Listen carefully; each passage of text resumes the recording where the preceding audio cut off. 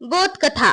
कधी कधी दृष्टी असूनही लोक अंधळे असतात आणि कधी डोळ्याचा प्रकाश नसलाही मन जाग असतं. एक होता आंधळा राजा. डोळ्यांनी नाही पण मनाने देखील आंधळा. दररोज त्यांचे मंत्री त्यांना सांगायचे, राजा हो, तुमचं राज्य सोन्यासारखं फुलतंय. पण सत्य लपवत जात होतं. एक दिवस एका शेतकऱ्याने दरबारात प्रवेश केला. तो म्हणाला, राजा हो, शेत सुकतंय, लोक उपाशी आहेत. सगळे मंत्री चौताळले. ही राजद्रोहाची भाषा आहे. पण राजा गप्प होता. तो म्हणाला, तुमच्यापेक्षा हा शेतकरी माझा अधिक जवळचा आहे, कारण त्याने मला ते दाखवलं जे मी ऐकू इच्छित नव्हतो, सत्य.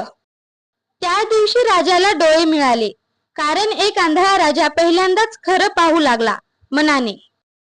तर मित्रांनो, आपल्याला या बोधकथेतून असा बोध मिळतो की ज्यांच्याकडे सत्ता असते त्यांना सत्य सांगणारे फार थोडेच भेटतात, पण जे खरं सांगतात तेच खरे आपले असतात.